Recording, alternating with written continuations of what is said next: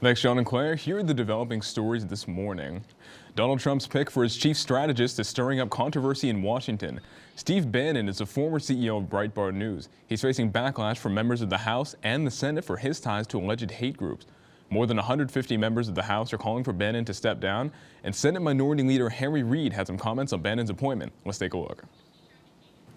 By placing a champion of white supremacists a step away from the Oval Office, what message does Trump send to the young girl who woke up Wednesday morning in Rhode Island afraid to be a woman of color in America? It's not a message of healing. If Trump is serious about seeking unity, the first thing he should do is rescind his appointment of Steve Bannon. Presidential appointees don't require approval from Congress, but his pick is certainly seen as controversial.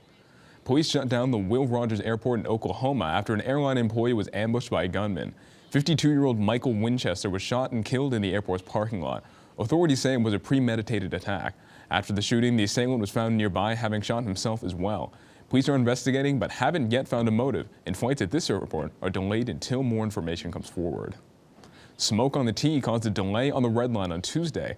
MBTA officials say the smoke came from a small trash fire on the tracks. This caused setbacks across the Red Line, but the fire department was able to leave just past 5 p.m. that night. Photos on social media show overly packed trains, and Uber even increased its fare prices when it saw the sudden demand. According to the MBTA site, there are currently no more delays on the Red Line.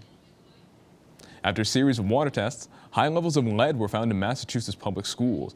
Out of the 300 schools tested by clean water officials, 160 had lead readings above the state limit. Some were in the metro area, such as Ward Elementary in Newton and Haley Elementary here in the city, and most of the samples were drinking fountains and cafeterias.